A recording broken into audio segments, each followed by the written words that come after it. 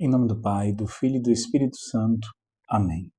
Vinde, Espírito Santo, enchei os corações dos vossos fiéis e acendei neles o fogo do vosso amor. Enviai o vosso Espírito e tudo será criado, e renovareis a face da terra. Oremos, ó Deus que instruíste os corações dos vossos fiéis, com a luz do Espírito Santo, fazer que apreciemos retamente todas as coisas, segundo o mesmo Espírito, e gozemos sempre da sua consolação. Por Cristo nosso Senhor. Amém. Maria, sede da sabedoria, rogai por nós. São José, rogai por nós. Em nome do Pai, do Filho e do Espírito Santo. Amém. Meu querido irmão, minha querida irmã, seja muito bem-vindo ao nosso canal. Nós estamos percorrendo o nosso itinerário de reflexão sobre o livro dos Provérbios. Dentro desta obra, nós nos encontramos no prólogo, qual corresponde aos 9 primeiros capítulos. Dentro do prólogo, estamos na seção que pode ser intitulada de Aviso contra o Adultério. Esta seção compreende todo o capítulo 5º, o qual é composto de 23 versículos. E hoje nós vamos meditar Provérbios, capítulo 5º, versículo 17, que diz assim para nós: Sejam para ti somente, e não para os estranhos contigo.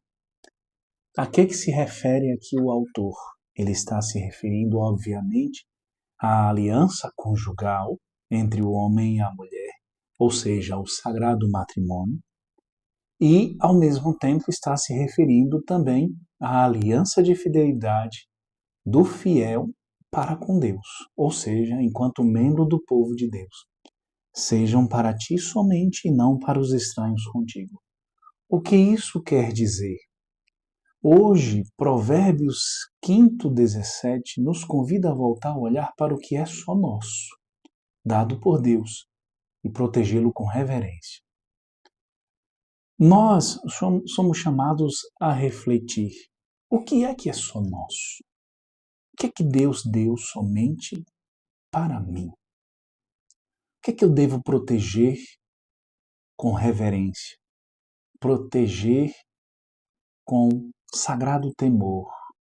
Proteger e não expor. Obviamente, o que é só meu é a fidelidade e a unidade de comunhão de vida entre minha esposa e eu, entre aqueles que foram firmados em Deus no sagrado matrimônio.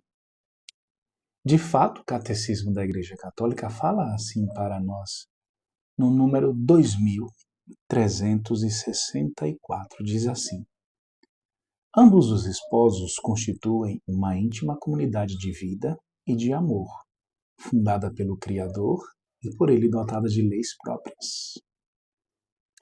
Esta comunidade é instaurada pela aliança conjugal, ou seja, por um irrevogável consentimento pessoal. Os dois entregam-se definitiva e totalmente um ao outro. Doravante já não são dois, mas uma só carne. A aliança livremente contraída pelos esposos impõe-lhes a obrigação de manter una e indissolúvel. Una e indissolúvel. Que Deus uniu, não o separe o homem.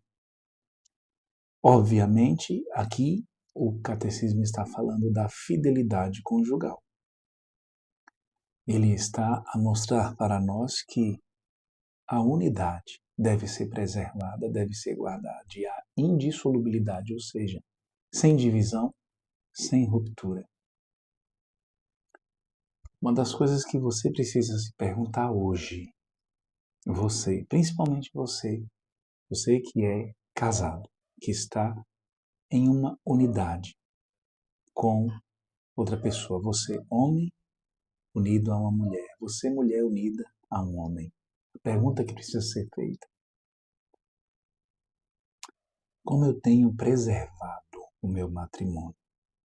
Como eu tenho guardado a unidade do meu matrimônio? Quando nós falamos de fidelidade conjugal, nós estamos falando da fidelidade que diz respeito a não só ter reverência e respeito para com o outro, sem contrair uma união carnal com outra pessoa, mas nós também estamos falando de fidelidade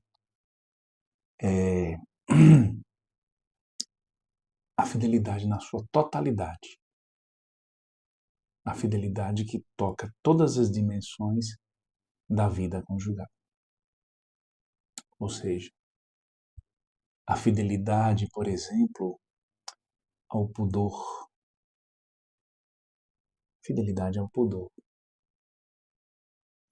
Guardar, conservar o seu corpo para o seu esposo, para a sua esposa, significa dizer também não expor o seu corpo para o desejo de outras pessoas.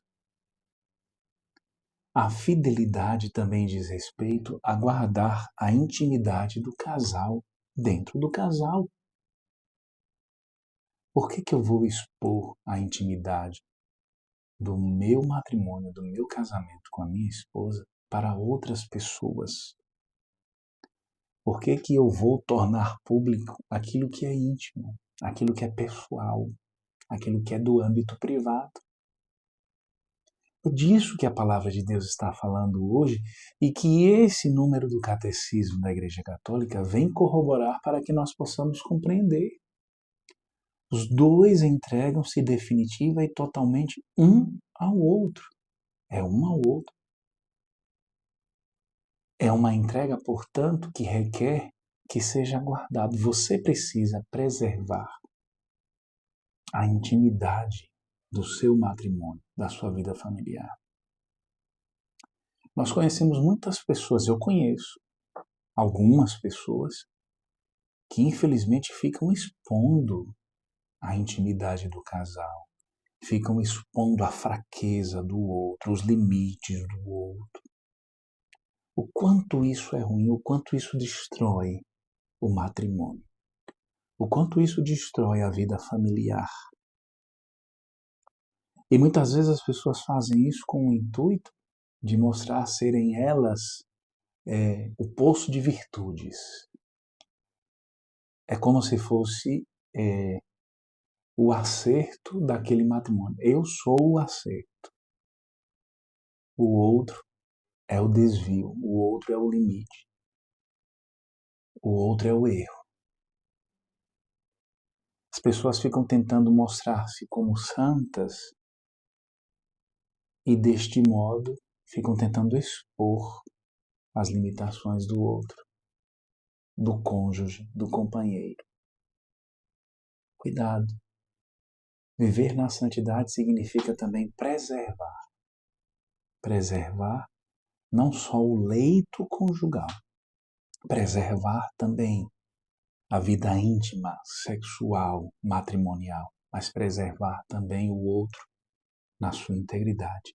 E preservar-se. Preservar-se.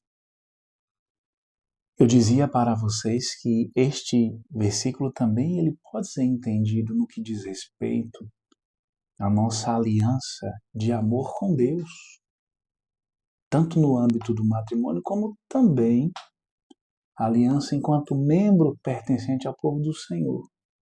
No nosso batismo, nós fizemos uma aliança com o Senhor, porque quando eu fui batizado, eu ingressei no povo de Deus, eu me tornei membro do corpo de Cristo. Isso significa dizer também que eu preciso me preservar. Nós vivemos em um mundo de exposição excessiva, de intimidades diluídas, de promessas efêmeras. Eu vou partilhar aqui com vocês quantas vezes eu já me dei conta, a partir do momento que eu adentrei nesse mundo do uso das redes sociais e entrei no uso das redes sociais com o intuito de evangelizar, de formar, de contribuir tanto para o crescimento pessoal, crescimento humano, como o crescimento cristão de cada pessoa. E eu já me dei conta que neste mundo de excessiva exposição, as pessoas não dão tanto valor a conteúdos que nos fazem crescer. Mas as pessoas, elas costumam vasculhar, e isso dá muito ibope, isso faz com que muitas pessoas visualizem quando nós postamos algo da nossa vida pessoal. Se nós formos cair nesta armadilha, nós vamos viver constantemente tendo a necessidade de buscar atender a curiosidade, de buscar atender a esta curiosidade doentia, onde há um rompimento entre o privado e o público de muitas pessoas. Tentar atender a essas expectativas. Eu já me dei conta que quando eu posto algum evento que diz respeito, algum momento que diz respeito à minha vida privada, dá muito mais visualizações do que os vídeos no YouTube sobre os provérbios, do que algum vídeo sobre alguma formação, do que os cortes lá no Instagram. Só que eu tenho diante dos meus olhos e diante do meu coração esta palavra do livro dos Provérbios. Sejam para ti somente e não para os estranhos contigo. Da minha vida privada, eu só busco mostrar dentro dos limites aquilo que é possível que eu mostre também para os demais. Imagina se nós cairmos nessa doença que muitas pessoas vivem caindo, né? De estar postando todo santo dia. Do momento que acorda até o momento que vai dormir. Como é que se escova os dentes, como é que come, o que é que come, o que é que... Tem pessoas que faz isso todo santo dia. O que veste, o que usa, para onde sai, o que faz, qual tipo de diversão que tem. Tem pessoas que mostram, inclusive expõem as suas dores mais íntimas, suas mágoas, suas decepções. Irmãos, cuidemos. Essas coisas nós precisamos colocar diante de Deus, expô-las para Deus e não expô-las ao público, porque o público gosta de espetáculo. Nós não podemos estar expondo a nossa vida pessoal. Nós precisamos partilhar com quem de direito.